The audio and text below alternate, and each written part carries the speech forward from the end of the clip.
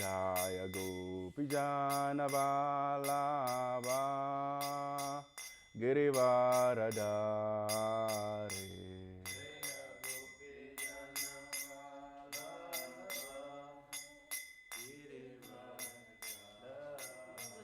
Yashodanandana Vrajajana Ranjana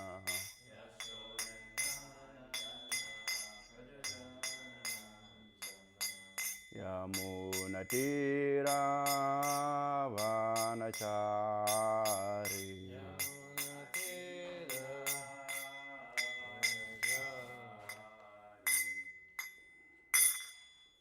Jaum Vishnu Pad Paramahamsa Prabhupada Kachara Stota Shashimada Bacharana Ravinda Bhaktivedanta Swami Srila Prabhupada Ki Jai Jaum Vishnu Pad Paramahamsa Prabhupada Kachara Stota Shashimada Bhaktisiddhanta Saraswati Goswami Maharaj Srila Prabhupada Ki Jai Ananti Koti Vaishnavinda Ki Jai Shinamachara Srila Artas Thakur Ki Jai Premishika Hoshi Krishna Chaitanya Prabhu Nityananda Sadhuita Gadadara Svasadi Gaura Bhakta Vrinda Ki Jai Shri Radha Krishna Gopi Gopinath Shamakund Radha Kund Girgovardhan Ki Jai Gantra Chimad Bhagavatam Ki Jai Nida Go Premanande all glories to the assembled devotees. All glories to the assembled devotees. All glories to the assembled devotees. All glories to Shri Guru and Shri Guranga. All glories to Srila Prabhupada. Om Namo Bhagavate Vasudevaya. Om Namo Bhagavate Vasudevaya. Om Namo Bhagavate Vasudevaya. Om Namo Bhagavate Vasudevaya. Om Namo Bhagavate Vasudevaya. 22:12. Today we're reading from Srimad Bhagavatam, Canto 3, Chapter 22, entitled The Marriage of Kardama Muni and Devahuti, and reading from text 12. Udya tasya hi kamasya prativado na sasyate api nirmukta sangasya kama raktasya kimpuna. Word for word translation, you can repeat after me. Udyatasya, which has come of itself. Which has come for itself. He, in fact. Kamasya, of material desire. Of material desire. Prativada, the denial. Na, not. Sasyate, to be praised. Api, even. Nirmukta, of one who is free. Sangasya, from attachment. Kama, to sensual pleasures. Raktasya, of one addicted. Kimpuna, how much less. Translation. To deny an offering that has come of itself is not commendable, even for one absolutely free from all attachment, much less one addicted to sensual pleasure. You can repeat after me. To deny an offering that has come of itself is not commendable, even for one absolutely free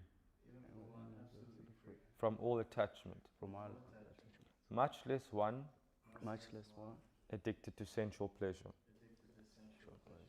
Purport by A.C. Bhaktivedanta Srila Prabhupada. In material life, everyone is desirous of sense gratification. Therefore, a person who gets an object of sense gratification without endeavor should not refuse to accept it. Kardama Muni was not meant for sense gratification, yet he aspired to marry and prayed to the Lord for a suitable wife. This was known to Svāyambhuva Manu. He directly convinced Kardama Muni, "You desire a suitable wife like my daughter, and she is now present before you. You should not reject the fulfillment of your prayer. You should accept my daughter." Srila Prabhupada ki jai. Om Jnana Timirandasya Jnana Jnana Shalakaya Chakshmir Vijramyena Tasmai Shri Guruve Namaha Shri Chaitanya Manu Pistam Stapitami and Abutale Svāyambhuva Manu Jai Shri Krishna Chaitanya Prabhu Nityananda Shadvaita Gadadada Sasadi Gaura Bhaktavrina. It's 12, right?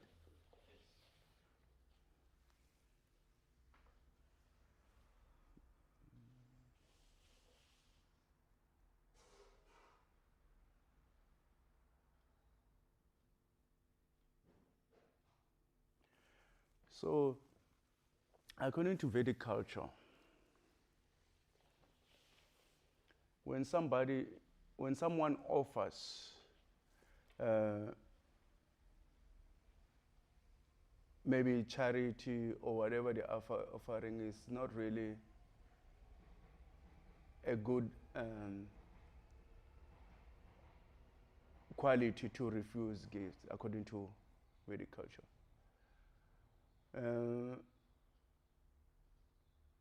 As a well-wisher to everyone, understanding the nature of this material world, of like in the Western civilization, they say what goes around comes around. We call it karma. In Christianity, they call it you reap what you sow. So similarly, when someone is offering something to well wish for that person, that they might receive something in the future, one has to accept what they're offering. Yeah.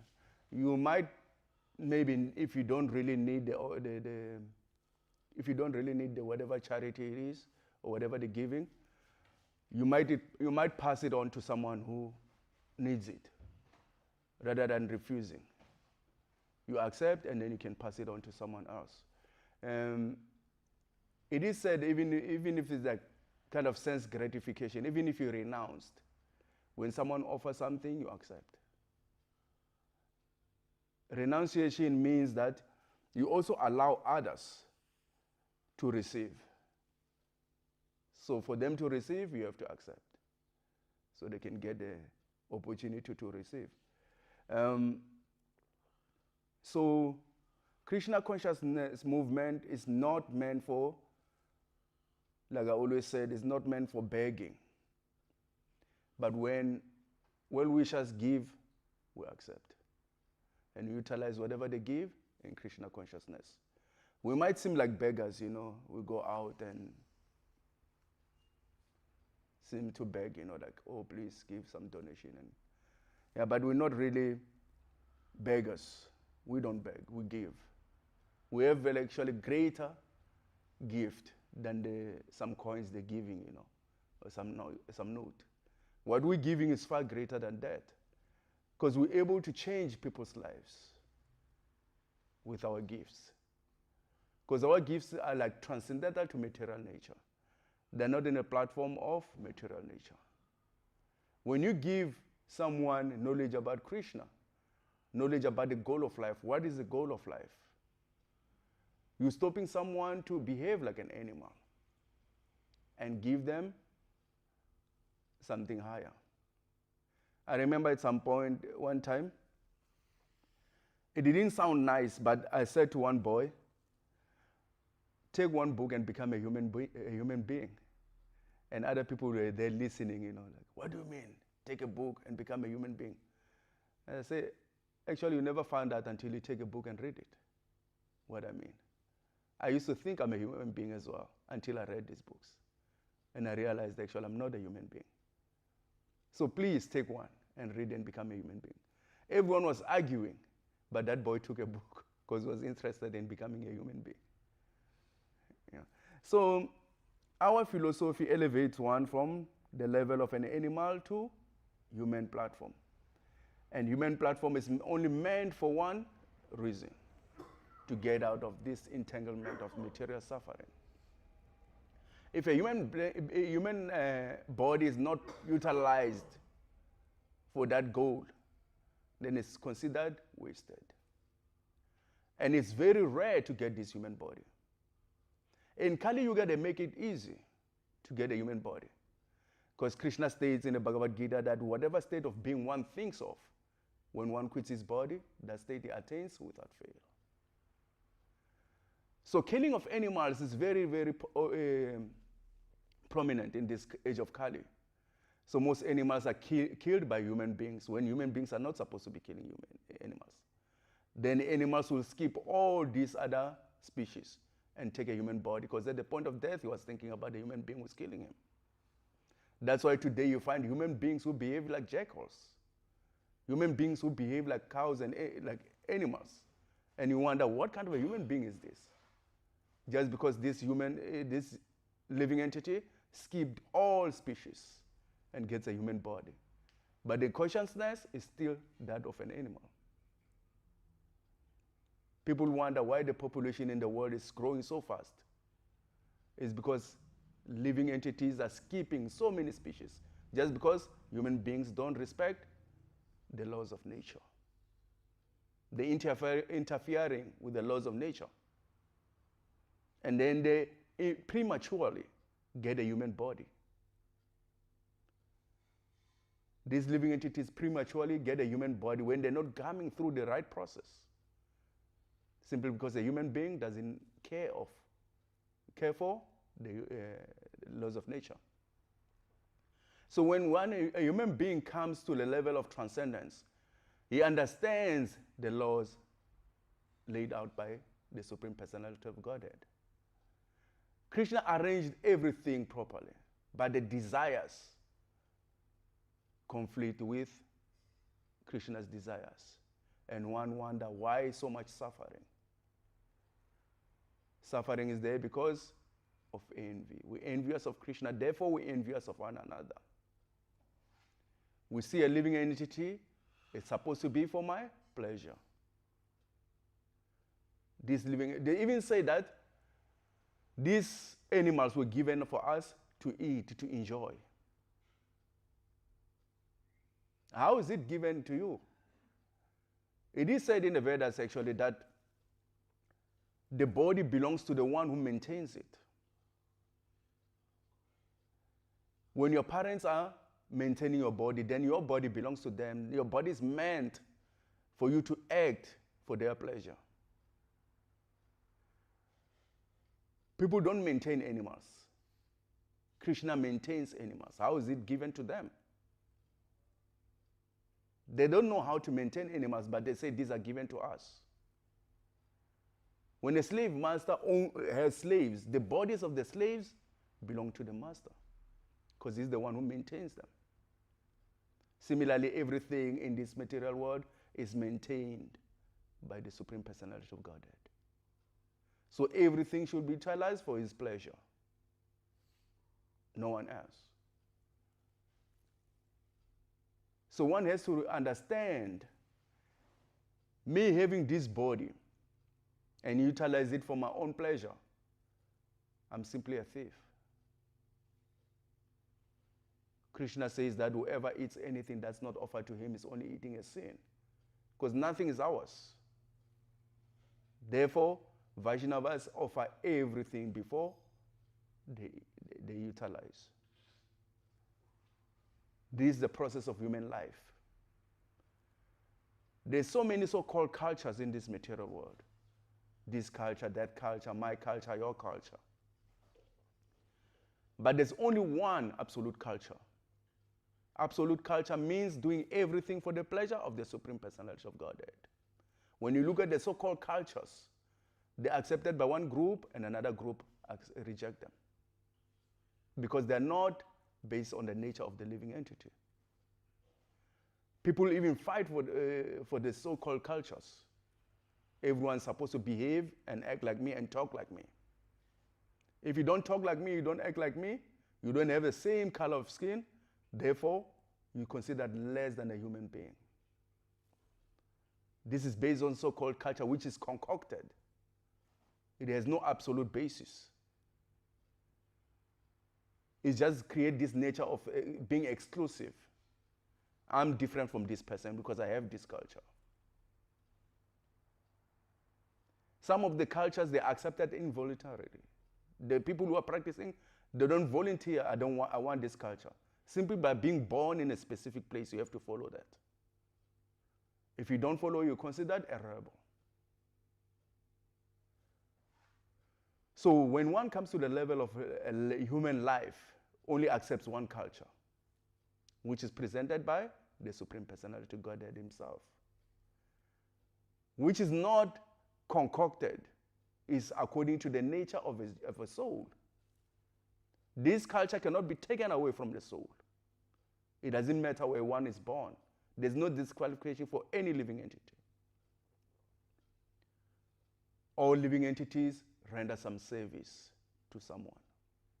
The president is serving a country, men is serving women, children are serving their parents, shopkeeper is serving customer. This nature of rendering service, you find it even in animals. In all living entities, this nature to render service is there.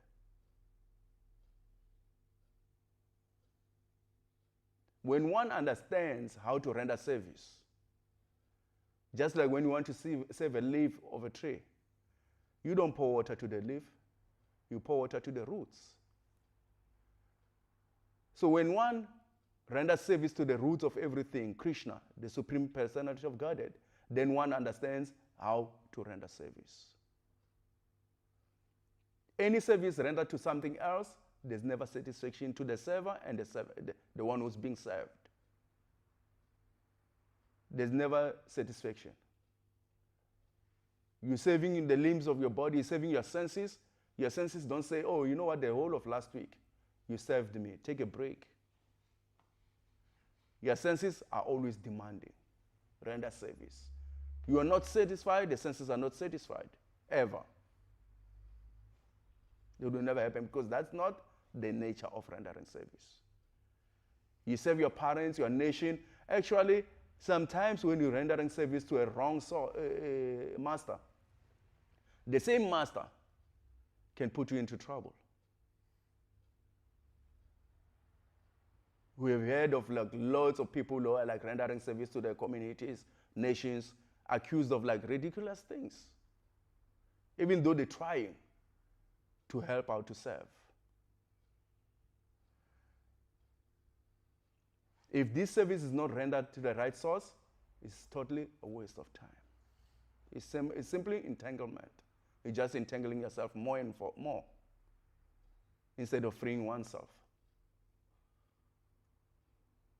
Each and every living entity renders service. That's our nature. The leaders of the world, they are so convinced that if I don't run my country will be destroyed. If they don't vote for me, this country will never be good. So they promise to render service. And because this service is not directed to the service to the Supreme Personality of Godhead, no one is ever satisfied. Citizens are always complaining. The master himself is so afraid, he has bodyguards. But when one renders service to the Supreme Personality of Godhead in any position, one is always satisfied, doesn't need anything more. But this world actually, unfortunately, has everything except for the love of the Supreme Personality of Godhead. That's the only thing that we don't have. Everything else is there. Some countries, they write in their notes, in God we trust. But they never think of God when they're spending this money. So it's simple words, in God we trust. They don't even know who God is. How can they trust him? How can you trust someone you don't know? So especially in this age of Kali, which is known as the age of quarrel and hypocrisy, everyone is trying to promise some service just to satisfy their own senses. None of it is directed to the Supreme Personality of Godhead. So one can have two legs, but if one is not rendering service to the Supreme Personality of Godhead, it's considered an animal. The only excuse not to serve the Supreme Personality of Godhead is when having animal body. Because the consciousness is not developed to understand reality as it is. A human being is never satisfied in any service. So therefore, there should be questions. Why is it that I'm doing so much, but I'm never satisfied? But if such questions don't exist in a one's life, how is it different from an animal?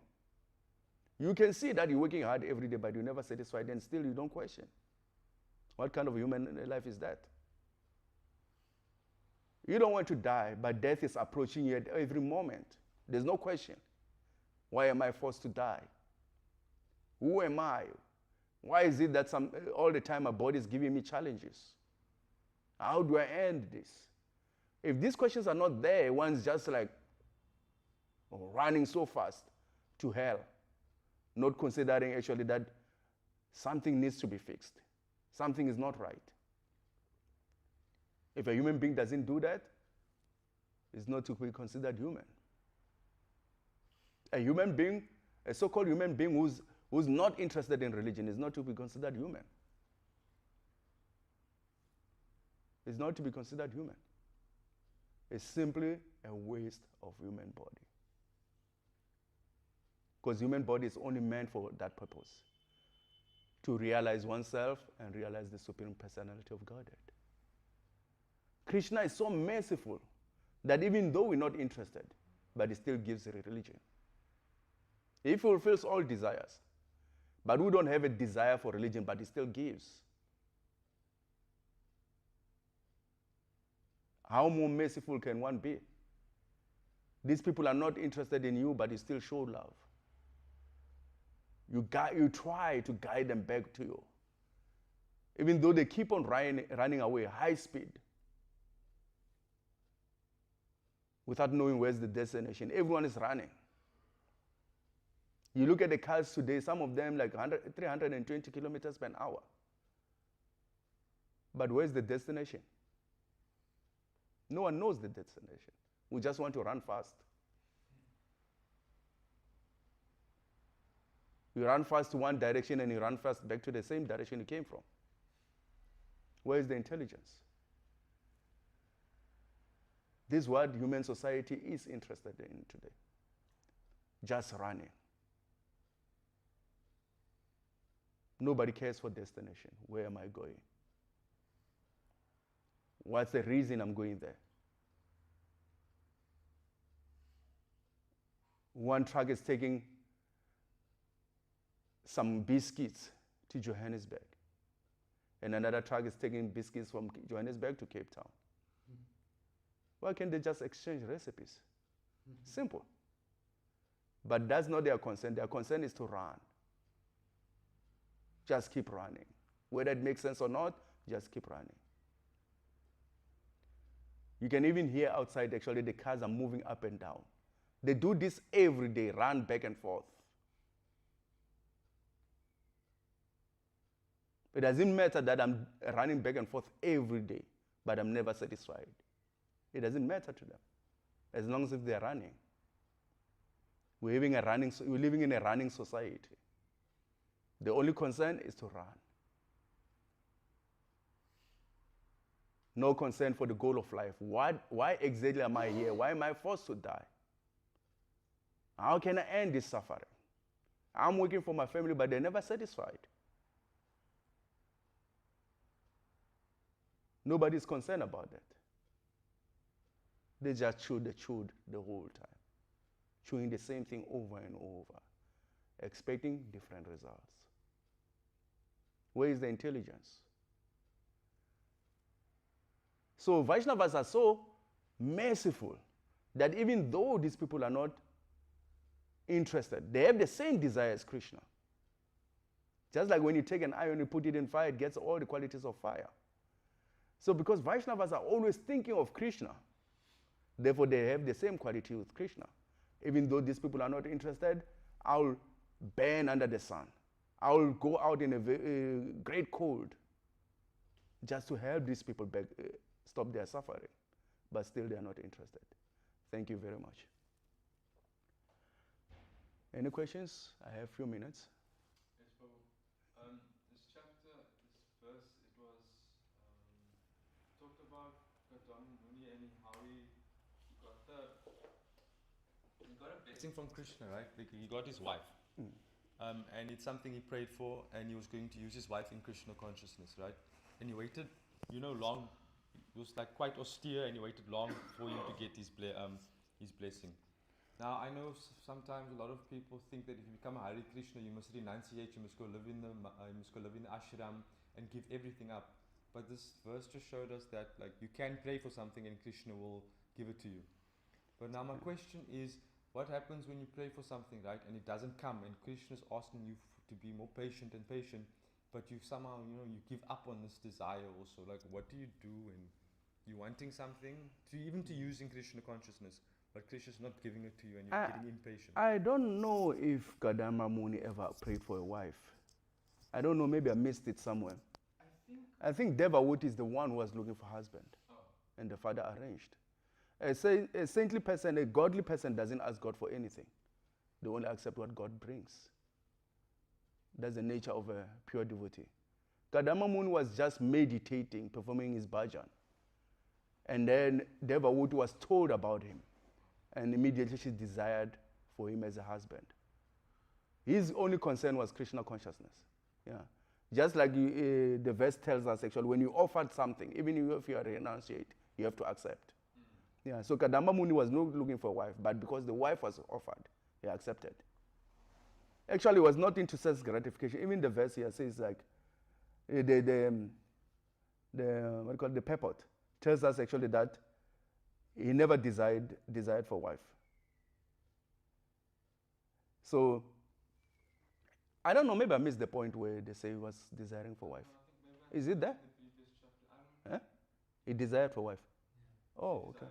Nice, okay, I missed that. So, yeah, so the thing is like, one has to come to the level where you just accept what Krishna gives. Yeah, because our desire sometimes might contradict with the will of the Supreme Personality of Godhead. The goal is to please the Supreme Personality of Godhead according to how he wants to be pleased, not according to how you want to please him. That's the highest goal. Yeah. You please the Supreme Personality of Godhead according to how he wants to be pleased. Yeah, that's the highest level. Yeah, unfortunately, I missed that part. Actually, I see even here, like in the Purport, Prabhupada said, you desire a suitable for wife like my daughter. Oh, I missed that. Yeah, so, yeah, it happens. But the highest actually is to accept whatever Krishna brings. That's the highest. Yeah, one should desire for that. Yeah, that if I can come to the point where I just want to please Krishna according to how Krishna wants to be pleased. Yeah. In our conditioning, we think that everything is for Krishna, but you can only absolutely find out what Krishna pleases, needs, desires actually through Guru. That's why Guru is there. Otherwise, anything else is speculation. Everything else is speculation. If it's instructed by Guru, then we know this is what Krishna wants. Yeah. Prabhupada says many times actually that whatever Guru says, that's what Krishna says.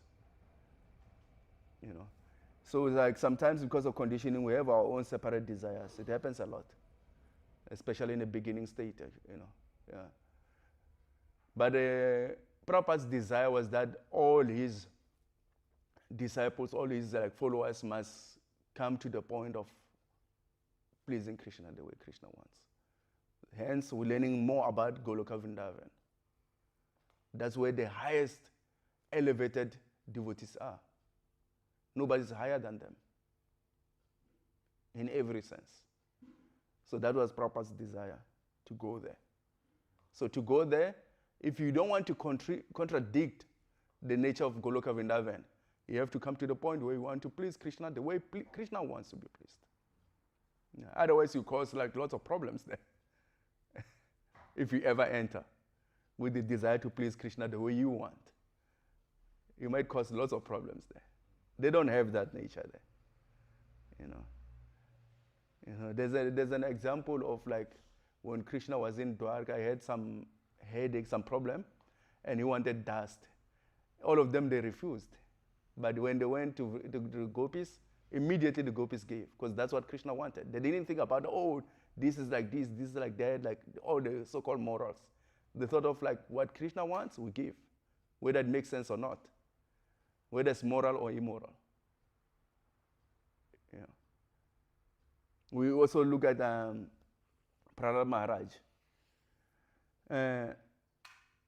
After Lord Nrsimhadev killed Hiranyakashipu, he knows that this is what the Supreme Personality of Godhead wants. He doesn't care, oh, this is my father. He presents a garland. Oh, my dear sir, thank you very much. He just killed my father. There's no so-called morals, because it's all about what Krishna wants. The so-called morals are meaningless when Krishna wants something. When one is really elevated, not prematurely thinking, okay, because Krishna says in the battlefield, Arjuna must kill the soldiers. Therefore, I'll kill anyone who's not agreeing with me. That's not how it works. That's not how it works. You see? So that's why we have Guru. Guru will tell you exactly what Krishna wants. We don't need to speculate. Yeah. We don't need to speculate. Yeah. So, any other question?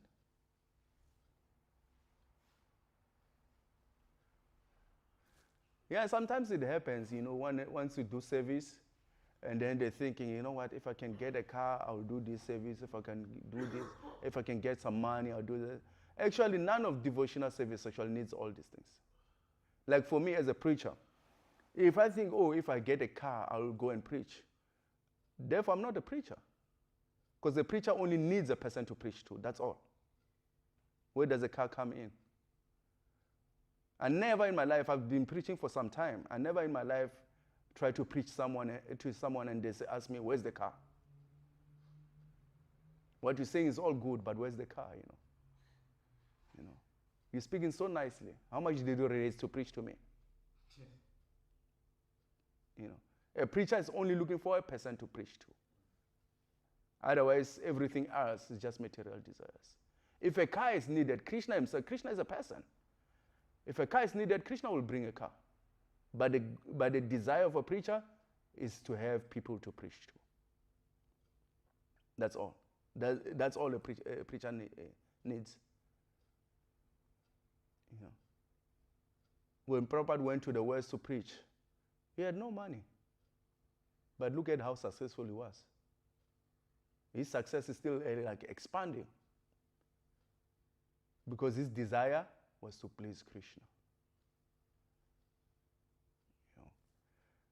Yeah, everything is good. You can have so many things to utilize. It's not like it's a crime to have money. It's a sin or anything. Yeah. Even when Prabhupada got offered a lot of gifts and he never refused anything. He always accepted it and used it for Krishna consciousness. Yeah. I remember being told a story that he was wearing some very expensive watch. Prabhupada was wearing a very expensive watch, and another person came and gave him a very cheap watch. And immediately took out the expensive watch, he passed it on, and he put on the cheap one. So it was not about expensive or not, it was about accepting gifts. Yeah. The price meant nothing. That's a Vaishnava. When someone gives something, you must accept. That's Vedic culture. Yeah. So, but it doesn't mean that you go out looking for these things. Yeah. You don't go out looking for these things. One should be satisfied with his own share. Whatever Krishna gives you away, you should be satisfied with that. When you're free of envy, you don't have that anymore. Yeah. When you're envious, you want everything to yourself. There's lots of money, In America, there's lots of money. In Europe, in South Africa, there's lots of money. I should start a business so that all the money can come to me. The money is not in the right place, It must come to me. So I must start a business to have all of it. How can I expand myself to take all the money from people? Because the money is in the wrong place. But when one is self-realized, is happy wherever the money is. Even if it's given to his enemy, he's happy because the money is exactly where Krishna wants the money to be. That's called self-realization. No more envy. No more questions? Srila Prabhupada ki. So let me quickly go and prepare something for